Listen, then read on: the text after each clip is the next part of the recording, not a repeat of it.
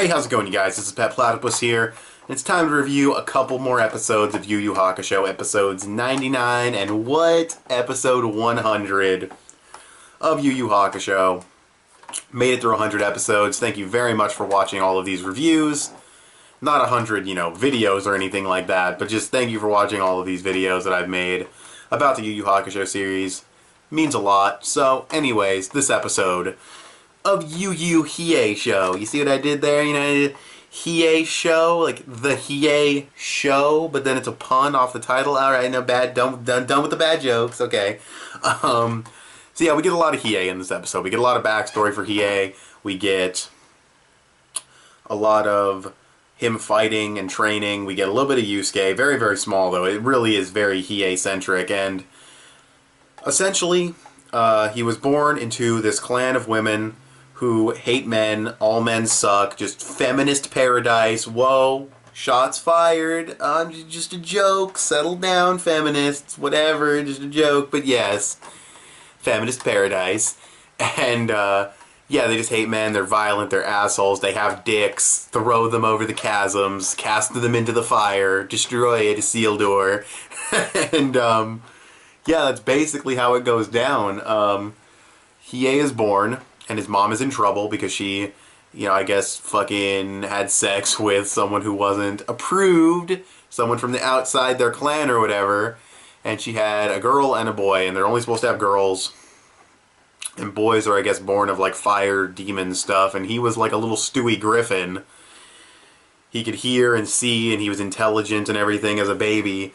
And even as a baby, he was, like, plotting his revenge, and he made, like, this evil, like, smirk. Like, I was like, whoa, you're, like, creepy, dude. Like, that's thumbnail-worthy. And, yeah, after that happens, he gets thrown down from, like, their floating ice island down to the fucking Earth, or the demon world, I guess, and from there, he just bottles up hatred and tries to get revenge and try to find his sister, and we get the backstory of the Jiganai. I mean, we already had the backstory of the Jiganai, but we get a little bit more of it. Essentially, we kind of see the guy who gave it to him and, like, the deal of why, like, you can't talk to your sister or whatever, and he has, like, these crazy piercings and shit, but yeah, and there's also a 6-month time skip, and the only other part of Hiei's flashback is that he gets this tear from his mother, from Yukino, after the, it's like a scene we, of course, didn't get to see after the, Sakio arc, or whatever, I think that's what the dude's name was. Where she was trapped at the mansion, and Yusuke and Kuwabara went in there like badasses and just destroyed everybody. So, yeah, that's pretty much all the summary. The animation was actually very good. The pacing was, it was alright pacing. Story progression, the overall story progression for Hiei as his character and his character development, very good. Because Hiei is fucking, up till this point, he's been Vegeta. He's been a Vegeta ripoff. I don't care what anyone says. He's short. He's got the spiky hair. He started off evil and became an anti-hero. He's extremely prideful. He is a fucking Vegeta ripoff. Just not done as well as Vegeta. Now he has a backstory that differentiates him from Vegeta, and that's good. So yeah, all pluses all around for the most part. The pacing was kind of weak. He's gonna fight this dude to see if he can become, like, the top, guard of, Three King dude, the mummy one, who I can understand a lot better now. He actually sounds a lot better. The voice effect's not as overbearing.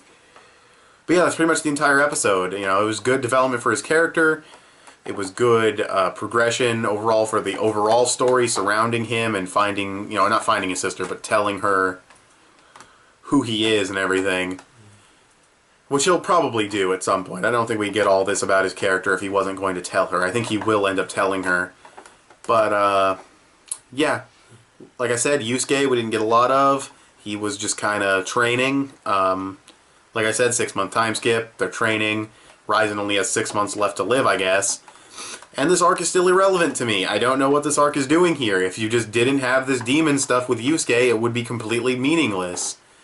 I don't, yeah, it's good to have this wrap-up with Hiei, but we didn't need a whole arc for it. It just seems like, why are they in Demon World? Why are they training? Is there going to be a war? What is the purpose? What's going to happen in this arc? There is no, Like, Yusuke wants to beat Ryzen. Really? Like, that's it? Come on. Like, that... This arc's not doing it for me, but I'm still going to wait and see what happens. Let it play out. There's still, like, 12 more episodes, I believe. So, yeah, 12 more episodes to see what happens. Well, I mean, this is episode 99, so including episode 100, I guess it'd be 13 episodes. Whatever, I'm not going to do the math in my head right now. So, yeah, a few more episodes, basically. Just a handful of episodes left. Hopefully it's good. So, it's pretty much all I have to say about this episode. I'll probably give it like a 7.8. It was pretty fun seeing how evil those old ladies were about killing the boy child and, like, throwing him over the chasm in the sky, and that was just fucking totally over the top and insane, and little baby Hiei was hilarious and how fucking dark and twisted he looked. So, yeah, like a 7.8. Fun episode for all the wrong reasons. But yeah, now I'll talk about the next one. Okay, you guys, so episode 100 of Yu Yu Hakusho. We get Hiei versus, I forget his name.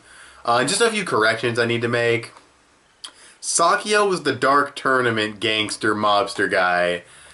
The other dude from the mansion, I forget his name, but I made that mistake. I realized that after I recorded the review. Also, I think I was calling Yukina Yukino a couple of times. I'm not sure why. There's a character named Yukino in another series, but I can't quite place that series. So, yeah, but I was thinking Yukino for some reason, but it's Yukina. And, yeah, so that was a couple of mistakes I made, but on with the actual review. I just wanted to get those out there before I forgot to mention them. We get Hiei versus the dude who gave him the Jigan Eye, I forget his name. We get the flashback to him getting thrown over the thing again, which was really unnecessary. It was like the whole flashback. And I was like, if we get to see the evil Hiei baby smirk again, it'll be worth it. But then we didn't even get to see it, and they just throw him over, and I'm like, oh, that's lame. So he falls down, he gets adopted by this group of demons. And he's a merciless little bastard. I like baby Hiei more than adult Hiei, I swear. He's fucking awesome. He's just like this adorable little satanic monster that just bites dudes' fingers, and it's awesome.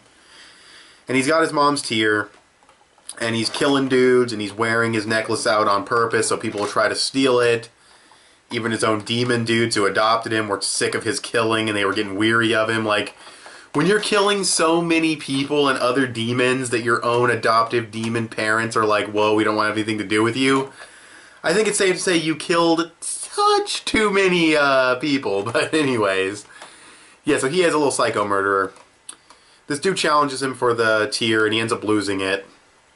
And he ends up getting the Jigan Eye, he finds his place, and he doesn't want to kill anymore. But he meets the girl who threw him over, and he sees his mom's grave, and she ended up killing herself, which is pretty sad. And, you know, Hiei now wants to find his sister, because he learns he has a sister. If he could hear and see before he was born, or whatever the hell he said in his narration, then I think he should know he has a sister, but whatever.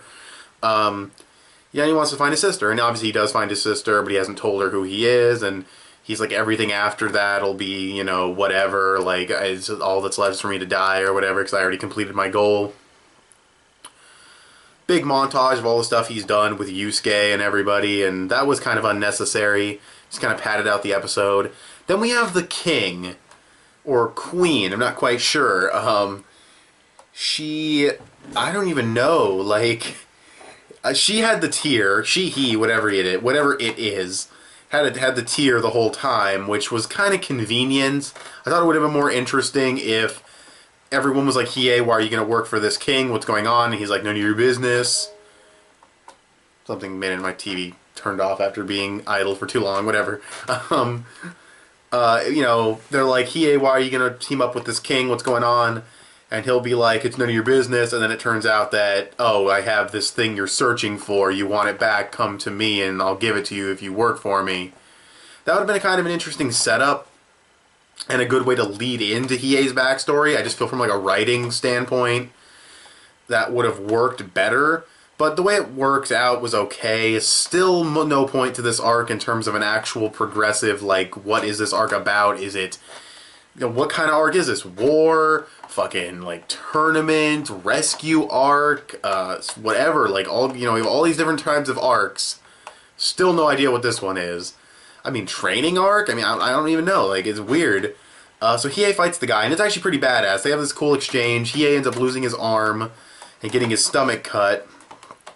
And this guy ends up losing his arm and the top of his head. Also, I forget if it was the end of 99 or in this episode, but when he takes his big circle blade, he like curves it like this. Like it's a big circle, it's on this side of his body, or whatever side, and he like curves it through his body. That was a pretty big error in animation that I noticed. I was like, that's pretty bad. I was like, okay, you couldn't turn it like that over your body. You had to turn it under, like whatever. That was weird. That looked bad. It kind of like went through his body. I was like, what are you, Anubis? You just fucking from JoJo? You just cut what you want to cut? You know. Excuse me. So, yeah. So, I mean, we get the Yukino flashback where she gives him her tear and says, if you find my brother, give him this. We get that again, which was kind of unnecessary. Then the king, like, strips clothing. Voice effect is gone for some reason, even though there was just bandages over her. Or what looks to be a her. And it's like a cross between the chick from the first Metal Gear Solid game. I forget her name completely. I'm not even going to try. Only names that come to my mind, I know I said I wasn't going to try, but I'm trying to think, like... I lost it. I lost it. The chick from the first Metal Gear Solid game... I think it started with an M, and like fucking crazy broken Two-Face type shit going on, like crazy big old eye and stuff. And yeah, weird. It always sounded like a chick, but they called it a guy, so I just figured it was like an effeminate type thing. But no, apparently it's a chick. It looked like a chick's body. Very into Hiei. Kind of creepy, actually, how into Hiei she is, but... Yeah, she like strips naked while Hiei's in the healing pod. I was like, whoa, okay, well, settle down here. This is a shonen. Settle down. No, but once again, good development for Hiei. Narrating the backstory like that was it was okay. I would have rather just a plain flashback without the narration, but it was alright. It was whatever. I feel like you could have set up Hiei working with this king better by incorporating him having the, having the tear. Because him having the tear is just so, like, convenient. Like, here's the thing you've been searching for this whole time. It's like, oh, you just had it the whole time? How, you know, like, what a coincidence, you know? But yeah, I don't know. I'd probably give it like a 7.5 to a 7.8. Still a very enjoyable episode. Very good development for Hiei's character. Didn't need a whole arc for it. Still could have worked this in. Probably if you had worked all this stuff into Chapter Black in some way, that arc would have been even better than it already was. But still, there's more to come with Yusuke. More to come with this arc, I'm sure.